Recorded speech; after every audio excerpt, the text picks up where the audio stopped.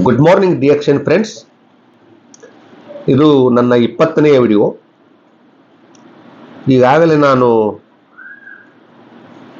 4 ಅತಿಥಿಗಳನ್ನು ಸಂದರ್ಶನ ಮಾಡಿದ್ದೀನಿ. ಈ ನಮ್ಮ ಡಿಯಕ್ಷನ್ ಪ್ರಾಡಕ್ಟ್ಸ್ಗಳನ್ನು ತಗೊಂಡು ತಮಗೇನೇನು ಅನಿಸಿದ ಅನ್ನೋದನ್ನು ತಮ್ಮ ಅನುಭವಗಳನ್ನು ಹಂಚಿಕೊಂಡಿದ್ದಾರೆ. ಇದು ಇವತ್ತಿನ ದಿನ ನಾನು ಒಂದಷ್ಟು ಬೇರೆ ವಿಷಯ, ಪುನಃ ಅದೇ ವಿಷಯವನ್ನು ತಗೊಳ್ಳೋ ಬದಲು ಸ್ವಲ್ಪ ಬೇರೆ ವಿಷಯವನ್ನು ಇವತ್ತಿನ ದಿವಸ ನಾನು ಮಾತಾಡಬೇಕು ತಮ್ಮ ಜೊತೆ ಅಂತ ಅಂದ್ಕೊಂಡಿದ್ದೀನಿ. My name is Ananda Masali, Bagalkot, Karnataka state. My mobile number is 9242494770. ಈ ಪ್ರಪಂಚದೊಳಗೆ ಅದ್ಭುತ ವ್ಯಕ್ತಿಗಳು ಬಹಳ ಜನ ಆಗೋಗ್ಯಾರ. ಅತ್ಯಂತ ಕಡು ಬಡತನದಲ್ಲಿ ಹುಟ್ಟಿದವರು, ಸಾಧನೆಗಳನ್ನು ಮಾಡಿದವರು ಸಾಕಷ್ಟು ಜನ ಅದಾರ. ನಮ್ಮ ದೇಶದಲ್ಲಿ ಮಾತ್ರ ಅಲ್ಲ, ಇಡೀ ಪ್ರಪಂಚದಲ್ಲೇ ವಿವಿಧ ರಂಗಗಳಲ್ಲಿ ಸೇವೆ ಮಾಡಿದಂಥವ್ರು ಸಾಕಷ್ಟು ಜನ ಅದಾರ, ಕೆಲಸ ಮಾಡಿದ್ದಾರೆ. ಅವರೆಲ್ಲ ಇತಿಹಾಸದೊಳಗೆ ಉಳ್ಕೊಂಡಾರ. ಅದರಾಗ ಒಬ್ಬರು ಮಹಾನ್ ಚಿಂತಕರು,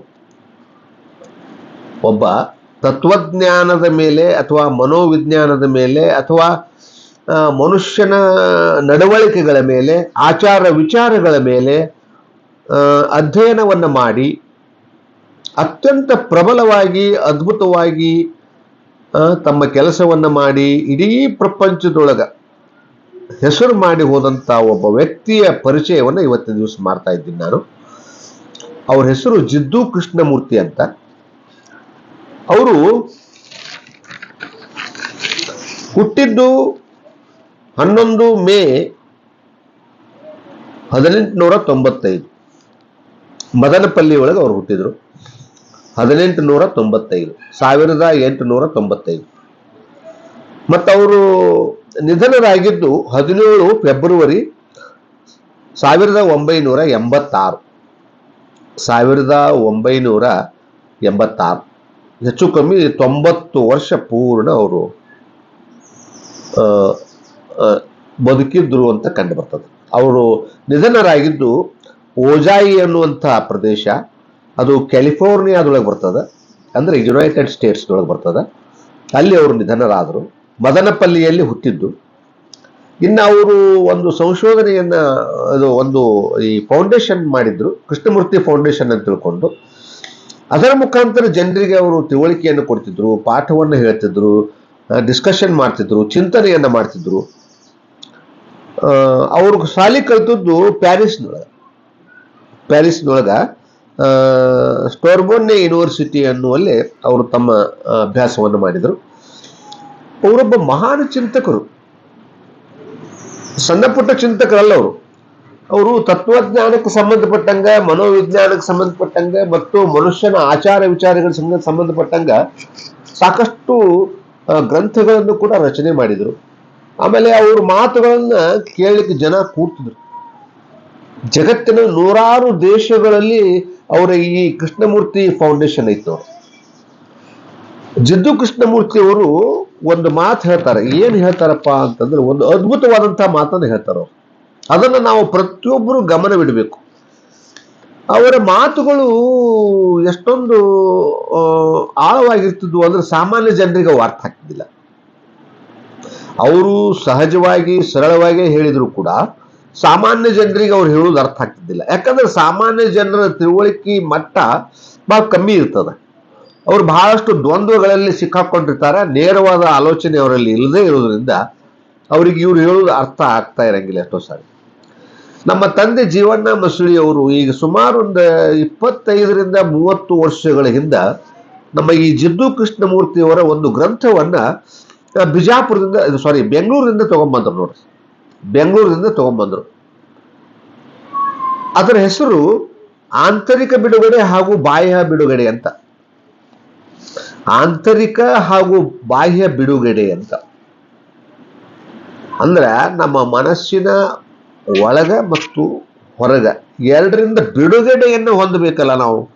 ಹಾಗ ಬಿಡುಗಡೆಯನ್ನು ಹೊಂದಬೇಕಾದ್ರೆ ನಾವು ಏನ್ ಮಾಡಬೇಕು ಅನ್ನೋದ್ರ ಬಗ್ಗೆ ಆ ಗ್ರಂಥದಲ್ಲಿ ಅವರು ಅದ್ಭುತವಾಗಿ ಚಿಂತನೆ ಮಾಡ್ತಾರೆ.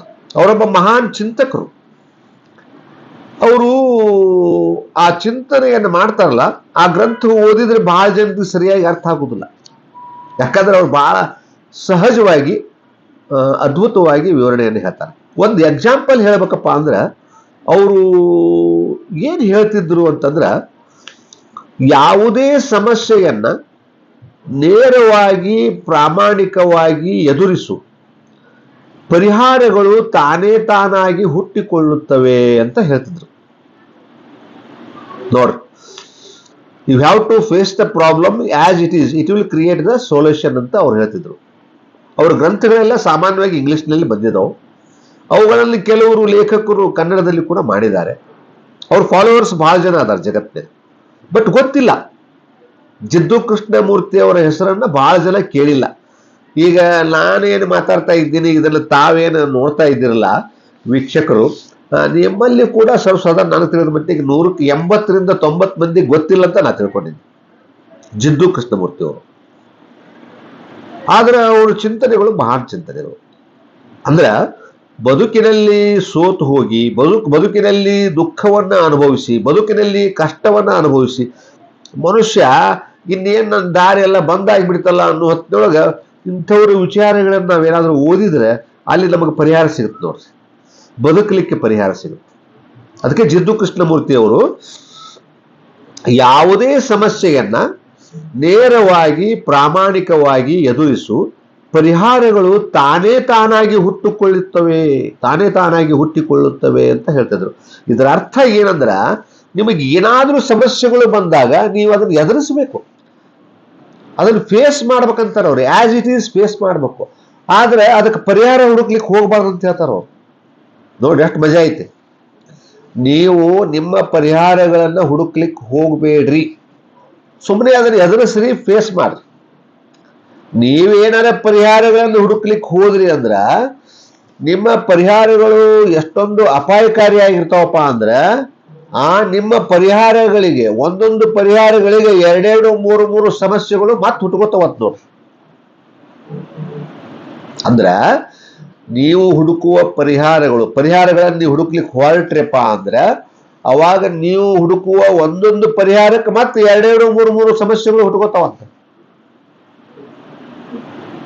ಬಹಳ ವಿಚಿತ್ರ ಅನಿಸ್ತದಲ್ಲ, ಆದರೆ ಅದು ಸತ್ಯದ. ಇದ್ರ ಬಗ್ಗೆ ಮುಂದಿನ ದಿನಗಳಲ್ಲಿ ಮತ್ತೊಂದು ಸಾರಿ ನಾನು ಡಿಟೇಲ್ ಆಗಿ ವಿವರಿಸಿ ಹೇಳ್ತೀನಿ. ಯಾಕಂತಂದ್ರ ಈ ಪ್ರಪಂಚದೊಳಗೆ ಎಲ್ಲಾನು ನಾವೇ ಮಾಡ್ತಾ ಇಲ್ಲ. ಈ ಪ್ರಪಂಚ ನಡೆದದಲ್ಲ, ಇದನ್ನು ನಾವು ನಡೆಸ್ತಾ ಇಲ್ಲ. ಇಲ್ಲಿ ನಾವು ಸಹಜವಾಗಿ ಬದುಕುವುದನ್ನು ಕಲಿಬೇಕು ಅಂತ ಹೇಳ್ತಾರ ಅವ್ರು. ಸಹಜವಾಗಿ, ನೇರವಾಗಿ, ಪ್ರಾಮಾಣಿಕವಾಗಿ ನಾವು ಬದುಕಲಿಕ್ಕೆ ಕಲಿಬೇಕು. ಅಷ್ಟು